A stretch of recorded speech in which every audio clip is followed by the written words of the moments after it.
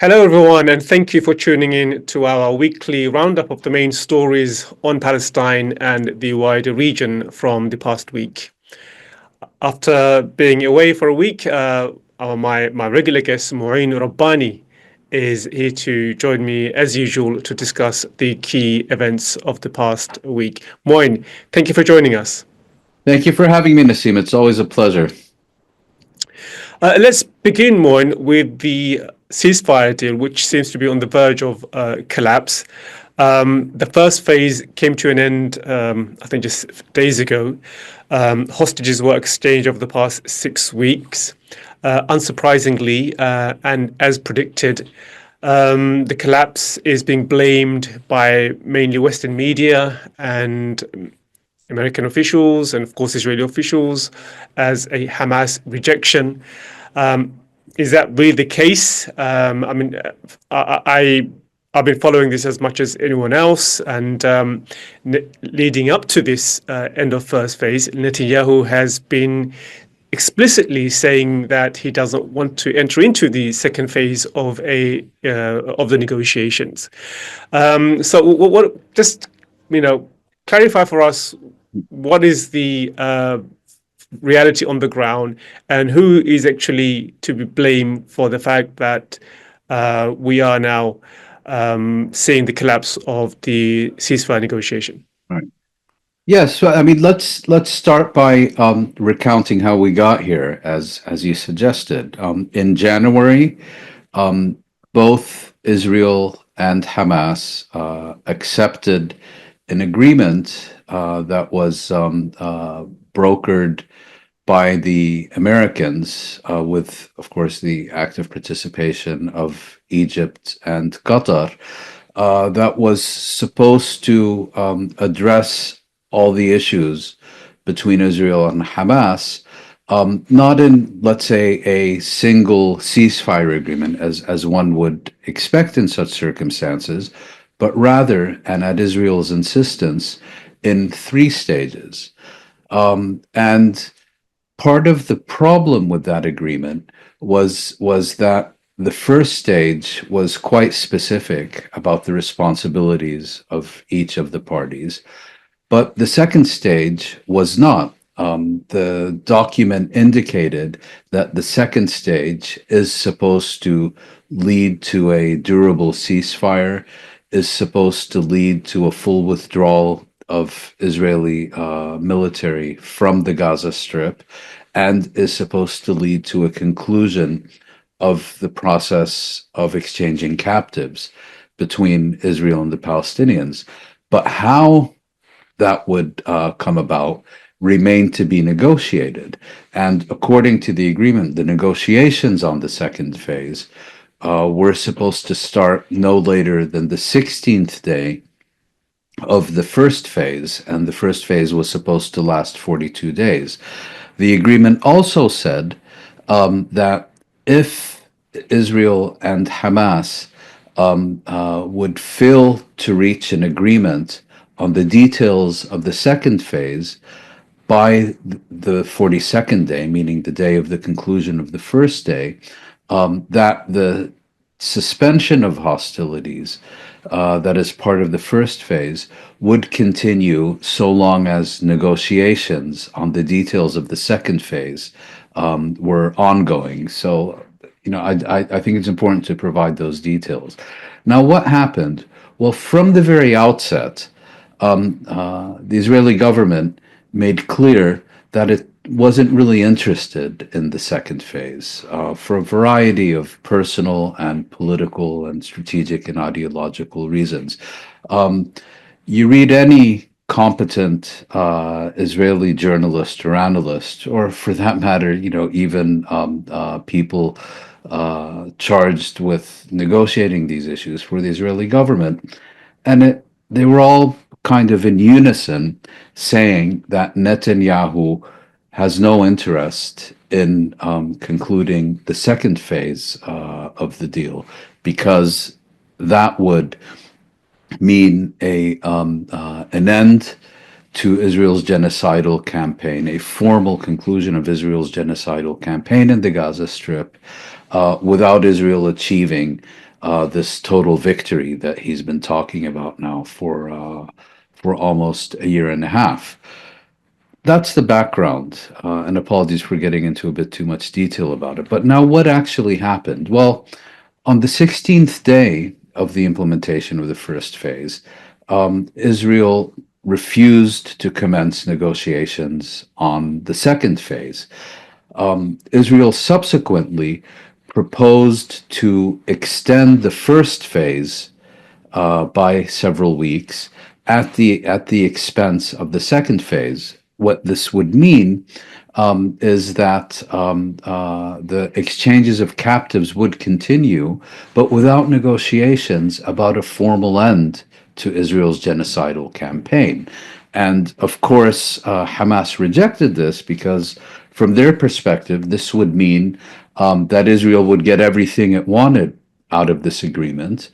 And then, as soon as it did, it would basically resume its war against the Palestinians in the Gaza Strip. And in terms of Israel's responsibilities under the first phase, in terms of allowing the entry of humanitarian supplies, once again, just to be clear, it was not Israel providing any humanitarian supplies to the Palestinians in the Gaza Strip, but Israel ceasing its obstruction of the entry of humanitarian supplies by relief agencies and so on into the Gaza Strip. It was not meeting its commitments under that part of the agreement, and various other factors. So what happened in the past week is that the U.S. Envoy to the Middle East, Steve Witkoff, who is primarily responsible for achieving this agreement in January in the first place, after Biden decided he would rather fully and unconditionally support the continuation of Israel's genocide, he put forward a bridging proposal, which fundamentally altered the text that had been agreed in January. And it was basically the Trump administration's way of placating Israeli Prime Minister Benjamin Netanyahu. Hamas rejected this. They said, we've already signed an agreement, and we insist on implementing what has already been signed, rather than now implementing an agreement that is fundamentally different from that which we signed in January.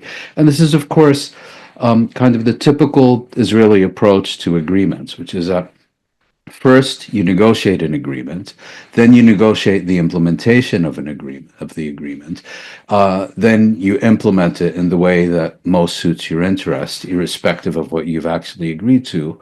And then at the first opportunity, you try to change this agreement and the terms of what has been agreed in order to better suit your interests. And in this instance, Hamas basically said, no, we're not going to accept that. We reached an agreement. We're either going to implement that agreement, or we're not going to accept any alternative. So this, of course, in the Western media, is now being presented as Hamas rejecting a U.S. proposal to save this agreement, rather than Israel refusing to implement what was agreed in January, and the U.S.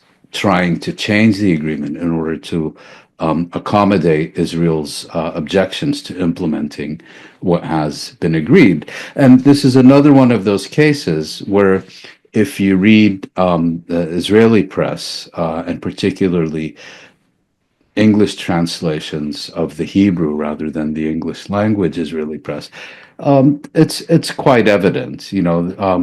It's much more honest about what's been going on than Israel's stenographers in the Western media. Yeah, and it's quite typical of the way Israel, as you mentioned, negotiates. It's always in bad faith. We can go far back as Oslo and point out the fact that Israel negotiates over a piece of territory while at the same time, eats away at parts of that territory by annexing the West Bank. And same thing here. And we can go through the past 15 months and look at instances where Israel has consistently changed the goalpost while negotiating, which is why it torpedoed many of the negotiations up till now. And it's the same case, same here. So I guess, is there any hope that this could be revived once more? Israel has already called up additional 40,000 reserve soldiers. It seems like it's gearing up for round two of the genocidal campaign. The US has agreed to, has supported Israel's decision to stop the entry of food and humanitarian aid, which the two mediators, Qatar and Egypt, have described as use of food as a weapon of war. And it's interesting what they said. They basically said it's Israel that is torpedoing or undermining the ceasefire negotiations. They don't have any reason to lie about this. They're the ones who are coming out clearly and explicitly saying Israel is the one who's guilty of undermining it, and they are the ones who are now using food as a weapon of war. So the question is there anything that could revive it, stop the ceasefire from collapsing completely? Can you see anything? Yes, and as we've discussed previously, if we want to discuss the fate of this agreement and whether it will be put back on track, continue in some other form, or collapse, we should pay a little less attention to what to Israel's agenda and focus more on what's coming out of Washington, because ultimately decisions about Israeli compliance or non-compliance with this agreement will be made not by the Israelis, but by the Americans. And to the extent that this agreement continues and is put back on track, that will be because Israel will have received instructions from the Americans that they want the agreement to continue. And if it collapses, that will mean that Israel has received permission from its sponsor in Washington to derail this agreement and resume its genocidal campaign.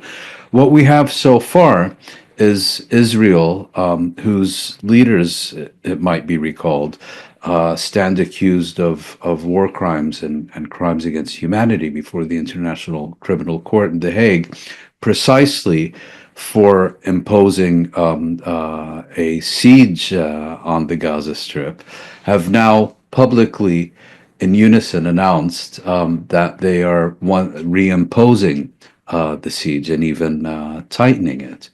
And there have been a variety of other ceasefire violations.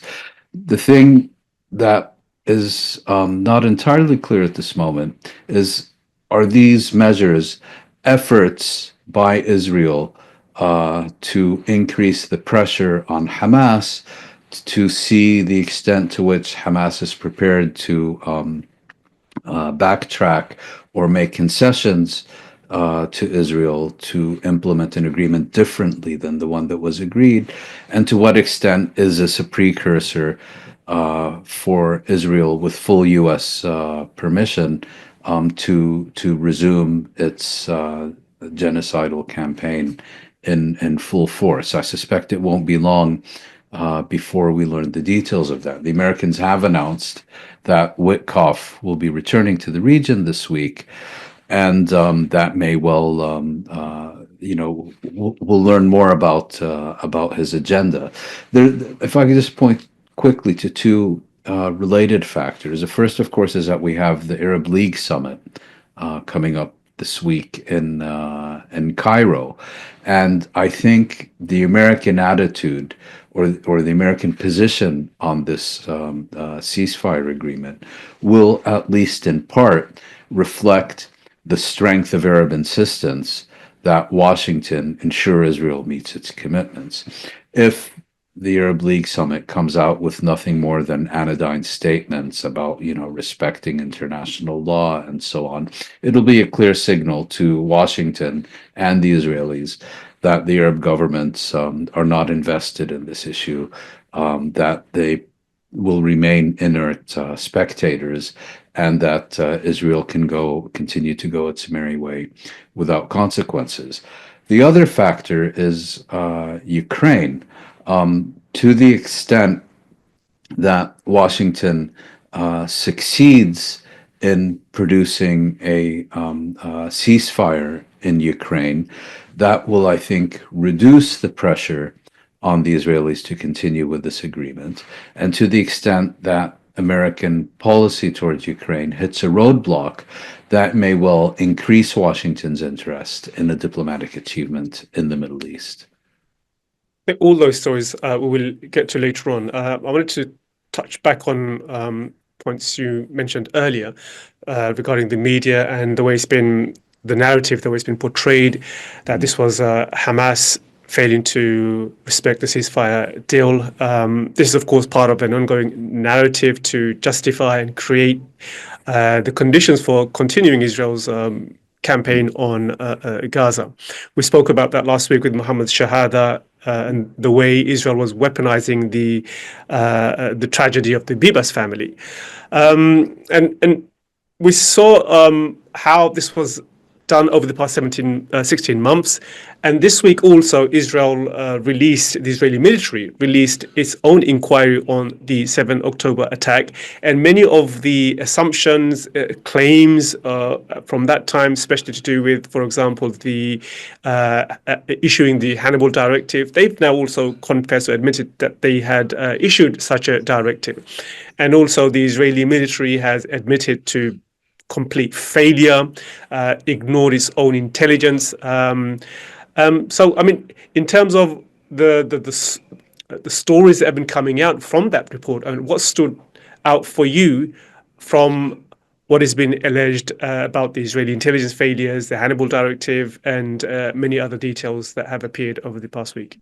Well, I mean, this October 7th has been described as a most serious failure in Israel's admittedly short history, exceeding even Israel's failure to anticipate the Egyptian and Syrian joint offensive that launched the October 1973 war.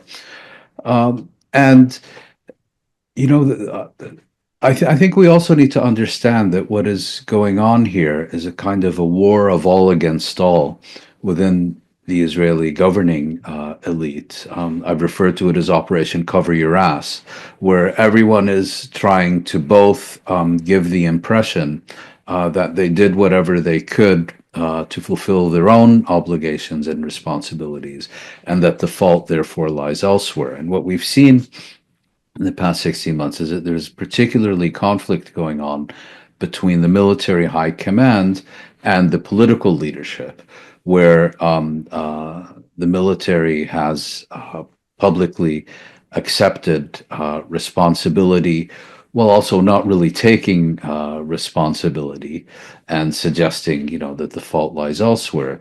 Whereas if you look at, Israeli Prime Minister Netanyahu, he has yet to accept any responsibility, and being the consummate demagogue that he is, constantly kind of deflecting and placing blame on others. As far as this first report is concerned, I think Israel has a vested interest in promoting the narrative that it had sufficient information at its disposal to prevent the Palestinian attacks of October 2023, and that the problem is not with the intelligence at its disposal, but a failure to act on it. I don't buy that. I don't believe that Israel had sufficient intelligence that, if properly acted upon, could have prevented the October 2023 attacks. If it did, then, for example, why did it take the better part of a year to hunt down and eliminate Hamas leaders in the Gaza Strip, like Yahya Sinwar and Mohammed Dif and others? If you compare Israel's campaign in the Gaza Strip against a Hamas that is exponentially weaker than Hezbollah in Lebanon, you see the difference. In Lebanon, it's quite clear that Israel had spent several decades collecting huge amounts of detailed intelligence on Hezbollah, on its leadership, on its weapons arsenal, and so on, and was able, when the moment came, to act upon that quite effectively. Whereas in the Gaza Strip, in this postage stamp sized territory, it's still struggling. So I don't buy this idea that Israel could have prevented these attacks, but didn't because of a human failure by, several key individuals. Israel was caught with its pants down, and there's a reason why it's viewed as the most significant intelligence and security and military failure in Israel's 70-year history. Second, of course, is the so-called Hannibal Directive. Hannibal Directive is an Israeli policy which states that a dead Israeli soldier is better than a captured Israeli soldier. In other words, that if the army believes that a soldier is imminently going to be taken as a prisoner by Israel's enemies, then it's permissible for the Israeli army itself to fire in order to kill its own soldiers, in order to prevent their capture and in order to prevent later having to release Palestinian captives in any exchange. And what we've learned now is, not only is there a Hannibal Directive, and not only was it implemented on October 7th, but it was expanded from a focus on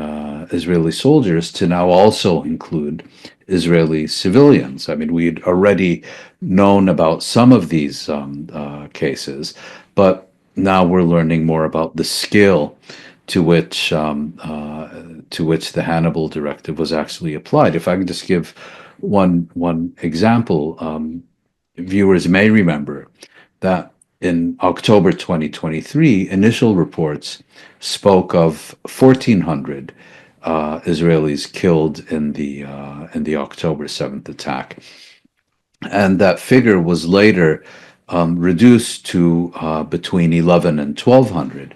And the explanation given by Israel for this discrepancy was that they had approximately 200 corpses that were charred beyond recognition, that they assumed to be Israelis, but ultimately were determined to be those of Palestinians. Now, quite clearly, the Palestinians were not implementing a Hannibal Directive against their own forces, and these were not people who were killed, let's say, in regular crossfire. And it's quite clear that most of these concerned Palestinians who were incinerated along with their vehicles and so on, and were in that context assumed to be Israelis that were in the process of being taken captive to the Gaza Strip. Yeah, the report does acknowledge that an order was issued to indiscriminately bomb anyone near the border area. So whether it was Israelis or Palestinians, it didn't matter. That was in the report itself. I want to spend most of today really discussing some of the wider regional issues. We speak a lot about what's happening in Gaza, as we should, but there has been a number of developments, and we've not really spoken about Lebanon for a while. One of the things that needs to be stressed is, I think, Israel sees Trump coming into the White House as a historical opportunity. And I think this realization is, leading Israel to make decisions which probably otherwise wouldn't. And one example is Lebanon, where it seems to be dug in, and it's missed one deadline to withdraw troops. It's probably going to miss another deadline. It's violated the ceasefire deal and several times. Are we seeing another indefinite occupation of Lebanon by Israel? Is that what we're seeing at the moment? Because there is no indication that Israel will withdraw. And given Trump's in the White House, and they just feel emboldened, and they feel, I guess, that they can annex more and more territory. And we'll get to Syria as well, because there seems to be a theme here where Israel feels it can push further and further into Arab territory of its neighbors and suffer no repercussions.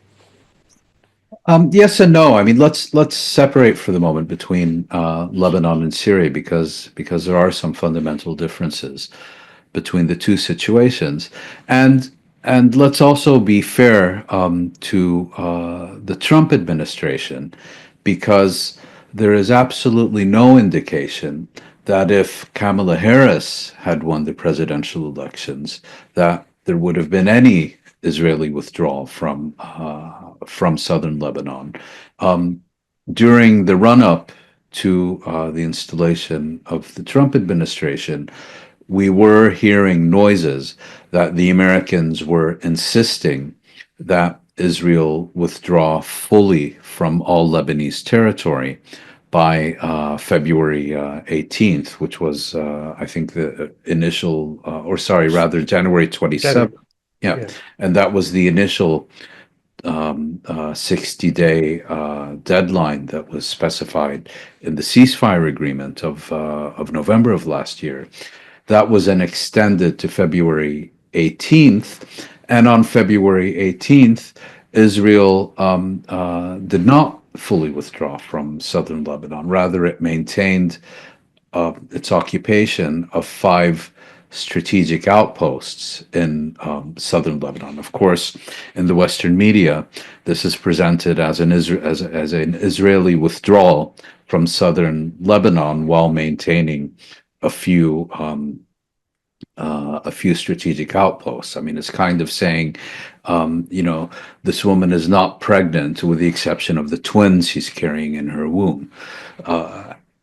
Again, at some point, the absolutely bizarre verbal acrobatics and contortions that the Western media has specialized in during the past year and a half will have to be the subject of a very, very serious study. But getting back to Lebanon, there are really 3 issues. So the first is Israel's refusal to complete its withdrawal from southern Lebanon. And I think here again, we can make a very clear conclusion. The only reason Israel is still occupying Lebanese territory is because it has Washington's support to do so. And if it didn't have Washington's support to do so, those troops would be gone and that occupation wouldn't be there.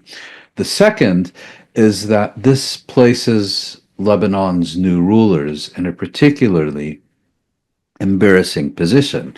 Lebanon has a new president, and it has a new prime minister and government who have kind of campaigned that they represent the state and they are the representatives of Lebanese sovereignty, and that it should be the state rather than a movement like Hezbollah that should bear sole responsibility for achieving and defending Lebanon's sovereignty. But what we see here is that this new presidency and this new government is limited to making appeals to Israel's sponsors in North America and Europe to demand that Israel withdraw from Lebanon. And if it doesn't, that's kind of the end of the story.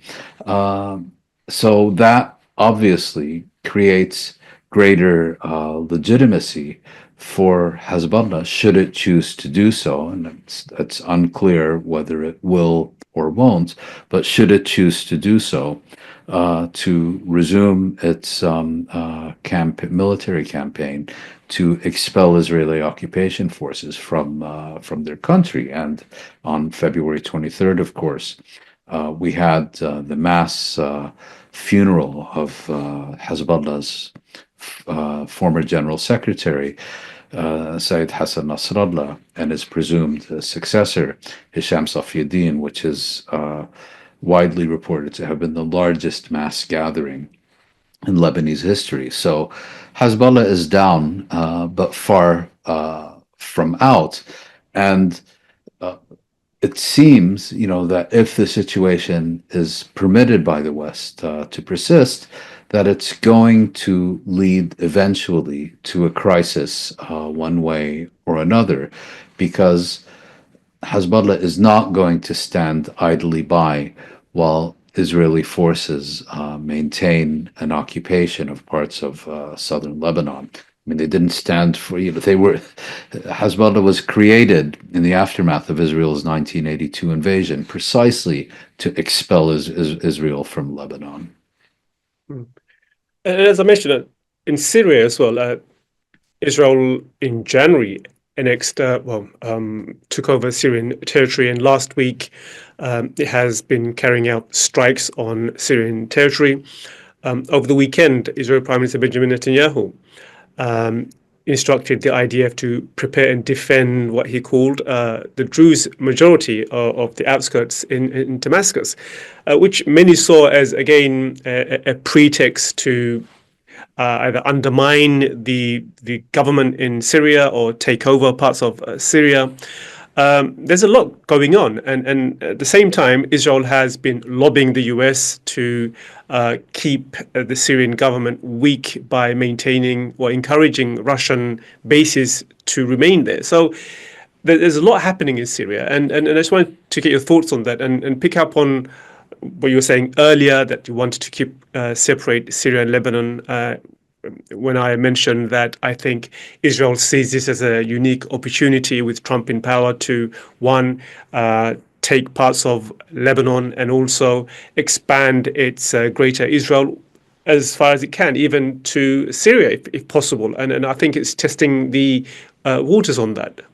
Yeah, no, I fully agree with you on that.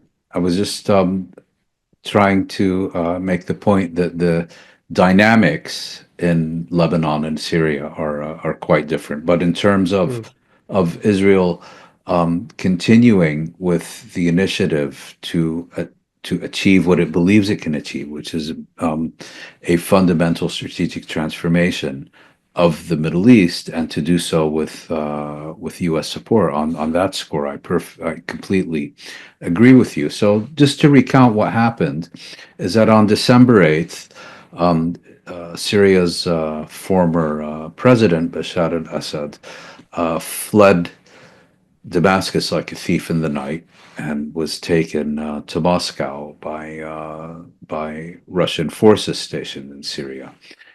Israel immediately responded by the most intensive operation carried out by the Israeli Air Force in its history, the purpose of which was to seek to comprehensively destroy Syria's military infrastructure, its weapons, its bases, and all the rest of it. At the same time, Israeli forces expanded beyond the occupied Syrian Golan Heights, which Israel occupied in 1967 and illegally annexed in 1980, advanced into the buffer zone. This buffer zone was established in the aftermath of the 1973 October War to separate Israeli and Syrian forces, and was under the control of United Nations peacekeepers. Israel basically abrogated that 1974 disengagement agreement and entered and took sole control of this buffer zone, including strategic heights of Jabal al-Sheikh, Mount Hermon, and other areas, and then expanded somewhat beyond it as well. So Israel occupied additional Syrian territory since December 2024 that is considerably larger than the entirety of the Gaza Strip, just by way of comparison. What's happened in the past week is that Israel, with increasing belligerence, has stated that it will not accept any Syrian military deployment south of Damascus. In other words, it's telling a sovereign state where it can and can't deploy its military and how to do so, and that it will consider any Syrian military deployment south of Damascus a legitimate military target. It then decided to present itself as the protector of Syria's minorities, and has now claimed, has now gone to the very outskirts of the Syrian capital, Damascus, claiming that Jarabana, which is a suburb of Damascus with a mixed population of Druze, Christians, Palestinian refugees, and others, has presented this as a Druze village which is under imminent threat and is there to protect them. It reminds me a bit of 1981, where the Israeli government, as it was preparing for its massive 1982 invasion of Lebanon, claimed that its policy towards Lebanon was to prevent genocide of the Christians, kind of in an appeal for Western support. And what Israel is doing here is, trying to foment increased sectarian tensions within Israel, trying to present itself, as as a protector of a community that categorically rejects not only any relationship with Israel, but even more so being protected by this occupying power, and seeking basically to keep Syria off balance, to ensure that no strong new government can emerge. And what's interesting here, of course, is that Syria's new rulers, led by Ahmed al-Shara of Hayat Tahrir al-Sham, has kind of gone out of his way not to antagonize Israel since entering Damascus on December 8th, and has made initially, a number of very conciliatory we don't want conflict with anybody and so on. Now he's being forced to demand an Israeli withdrawal from occupied Syrian territory. And the broader background, of course, is the US and EU determination not to lift the comprehensive punitive sanctions that they have imposed for decades on Syria, at the time on the pretext of punishing the Assad regime. But now that the Assad regime is no more, they're finding new pretexts to maintain these sanctions. Syria is a core country in the Arab world, and the West and Israel have always had an interest in keeping it weak, divided, and off balance. Yeah, I always found it odd that Israel would seek to defend a community who was not asked to be defended. And it's very bizarre. I know two Druze colleagues, friends here, and they're really hostile to Israel. And this idea that somehow the Druze of Syria will welcome Israel to come to their aid and defense is just laughable, to be honest. I think the bigger question then is, if I may just interrupt you, I mean, Israel, of course, doesn't relate to them as Syrians, just as it, with every other population. These people, as far as Israel is concerned, national consciousness does not exist, whether among Palestinian Syrians or anyone else. They are exclusively tribes or sects or clans, because it is Israel alone that is a proper nation and people and so on.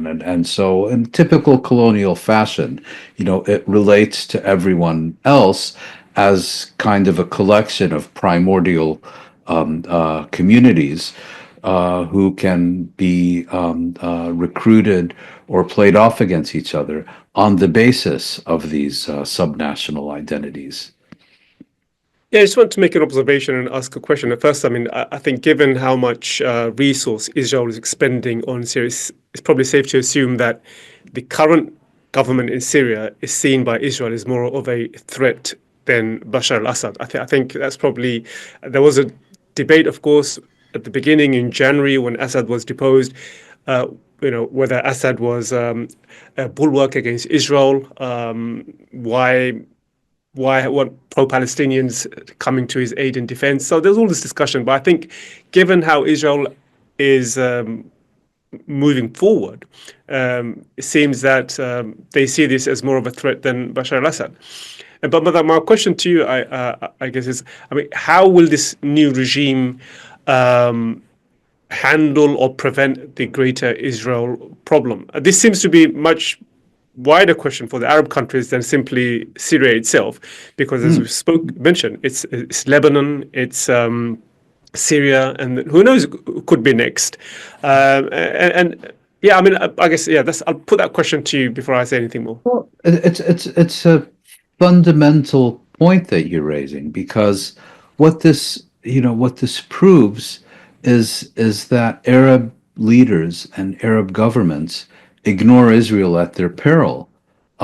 This idea that if they leave Israel alone, Israel will leave them alone has been proven to be a sham, and they are being left with no option but to preserve their national security, their sovereignty, and so on, by confronting Israel. And Syria is a perfect example of this. This new leadership made absolutely clear it had absolutely no interest in confronting Israel. Israel was a last thing on its agenda. But if just because you ignore Israel doesn't mean Israel is going to ignore you. And particularly now that Israel has gone into kind of this lunatic overdrive with this insatiable appetite for more and more war, and the idea that this small state with a limited population, despite its extraordinary military power, it really believes that it can control the Middle East the way the Roman Empire or more recently the Americans once did. So this combination of hubris and power and so on. Let what's happened to Syria be an object lesson to all Arabs on the eve of their summit in Cairo. If they think that Israel will leave them alone because they are leaving Israel alone and abandoning the Palestinians, well, think again. I mean, these are just reports. I mean, I can't verify them, but I think many were saying at the time that if normalization with Israel was presented to Sharia at the time for investment in the country, for safety and development of the country, he probably would have accepted that offer. That was rumor that was going on. Entirely possible. So even normalization, it does not guarantee that you will be protected. And we can easily see a scenario where Israel can create a pretext of occupying the Sinai if Palestinians are pushed out there. I mean, we've spoken about that a number of times, so we could see that in the future. But the main, I guess, may I just interrupt, Nasim, to say just on this last point you're raising? I mean, Israel has formal peace treaties with Egypt and with Jordan. And it's now, for all intents and purposes, official Israeli policy to expel millions of Palestinians to these very countries. So once again, you may think you have peace with Israel. You may think that if you leave Israel alone and do what it says that it will leave you alone? No, Israel will never leave you alone. And unless you confront it, it will confront you. So let's turn our attention to the March 4th summit in Cairo, which is being built up as a alternative to the Trump-Netanyahu ethnic cleansing Riviera plan for Gaza. Do you have any faith, any confidence that they could propose something other than the Riviera plan, which Trump has proposed? I mean, he seems to be, Trump at least, he seems to be forcing the issue on the regions, just as he's doing in Europe. He's forcing the Europeans to come up with a solution to the Ukrainian problem. And now he's forcing, it seems, the Arab countries to come up with a solution to the Gaza problem. Do you have any faith that they could actually present something other than No. No, one should never have faith in these Arab governments and their formal state system, which is rotten and bankrupt to its very core. Having said that, for the past 16 months, these Arab leaders and governments have been inert spectators to a genocidal Israeli military campaign against the Palestinian people. The difference is that that genocide has taken place against Palestinians in Palestine, and what is now being proposed by the Israelis and Americans is to export this issue to the Arab states, most prominently Egypt, of course, but also Jordan and others. In other words, the Trump proposal seeks to do two things. First of all, to transform the question of Palestine into an issue of Arab national security, to solve it at the expense of Arab national security. And secondly, to transform a political question into a humanitarian question. In other words, the Palestine question needs to be resolved not by self-determination and decolonization and statehood within Palestine, but rather by providing these Palestinians with jobs, with housing, with social services outside Palestine. So, given this agenda, I think we can expect the Arab states, the Arab governments convening in Cairo to energetically reject this plan, because now it's not just about what Israel is doing to the Palestinians in Palestine, it's about what Israel and the United States are potentially going to do to them, including basically a proposal that these Arab leaders sign their own political death warrants by collaborating with this initiative. To that extent, I think we can expect a strong Arab response that will remove the Trump proposal. I wouldn't even call it a plan from the table. But the damage has already been done, and what is really required is a much more energetic Arab response that, rather than seeking to find a way to accommodate Israel and the United States moving forward, takes responsibility for confronting them. For example, at the very basic level, ensuring that humanitarian aid enters the Gaza Strip, regardless of what Israel or the U.S., the Israeli or U.S. position or policy on this issue are. Doing something about the unprecedented level of Israeli military and settler violence and ethnic cleansing in the West Bank, particularly in its northern regions, promoting Palestinian unity rather than trying to find an alternative to Hamas and an alternative to Abbas and an alternative to this and an alternative to that. At that level of actually rising to the occasion and meeting the fundamental challenge that the present moment poses, not only to Palestinian existence, but to Arab national security, at that level, I have absolutely no faith in these bankrupt governments or their rotten formal system represented by the League of Arab States. Absolutely none. I mean, looking at the way Europeans have responded, America's threat of not engaging has forced the Europeans to think of a different security structure, and they will seek to defend themselves if without American aid if required.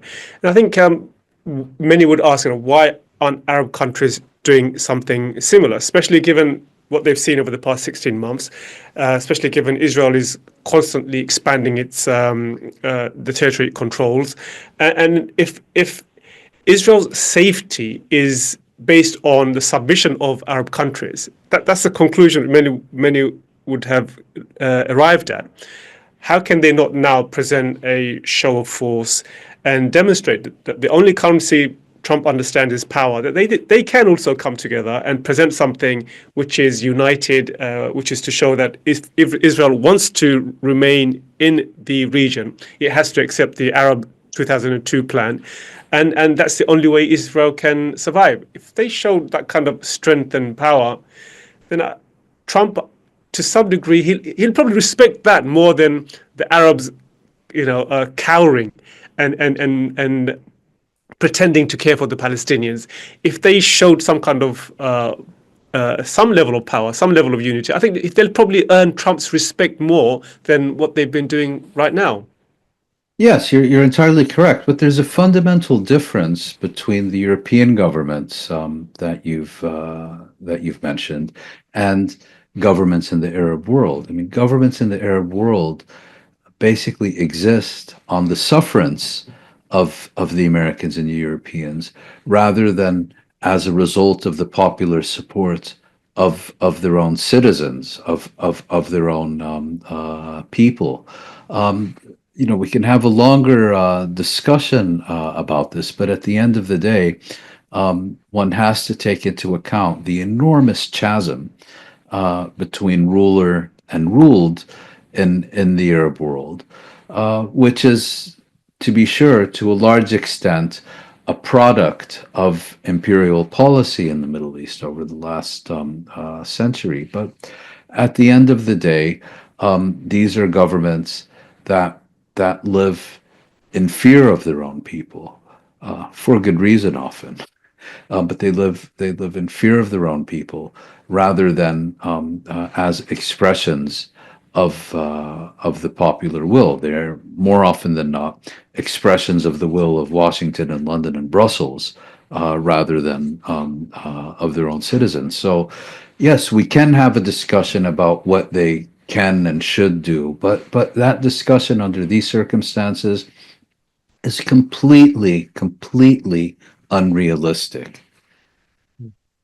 Let's end with the spectacle from the White House last week, Zelenskyy and Trump in the White House. I think let's look at the Middle Eastern angle of that, I would say, shocking exchange. I mean, how do you think Arab leaders are doing this? I mean, I can't imagine any of them wishing to rush to see Trump anytime soon, especially Sisi or the King of Jordan. King of Jordan has already been there. But I think there is a wider important question here, which is about the consequence of America First agenda and some of the messaging from the Trump administration, which is that they will pull out of NATO, pull out of UN. They don't want to offer any kind of guarantees. If that's the case, then why should Saudi Arabia trust any kind of security guarantees from the US, given that security guarantee is one of the major things Riyadh is seeking in exchange for normalization with Israel? So, I mean, I guess that kind of undermines the whole Saudi justification for normalization with Israel. And also going back to the initial point, how do you think Arab leaders would have viewed that exchange? Well, I think Arab leaders, particularly given that Jordan's King Abdullah had been there before, would have looked at this exchange with a combination of astounded horror and amusement. And I should say, there was more than one voice in the Arab world who said, regardless of what you think of Zelensky, and many have a low opinion of him, um, at least he stood his ground in his meeting with Trump, compared to Arab leaders who basically kowtow to the Americans endlessly, and that comparison, of course, was made. But I think when if we look at the implications of this meeting that they could have for the Middle East, you mentioned the Saudis. Well, I think one thing the Saudis understand very well is that any relationship between Saudi Arabia and the United States, particularly with this administration, is transactional, and that the Saudis can have a reliable formal security guarantee from the United States, if that is arranged in a properly transactional manner. And I think the Saudis completely understand this, and it has in fact been the basis of their policy towards Washington. The same goes for the Emiratis. They understood, you recognize Israel, you give Israel most favored nation status in Abu Dhabi, and that earns you brownie points in Washington and Brussels, for that matter. I think so. There's the way that these Arab governments are looking at it, but there's also the Israelis, who, of course, Zelensky has never been Trump's favorite foreign leader, but I think there are also Israelis who have commented that the way that Trump and his vice president Vance turned on Zelensky in public is kind of a warning sign to Israel as well, that it could happen here as well. I think it's very unlikely, but the possibility that you cross Trump at your own peril, I think, was also a message for the Israelis.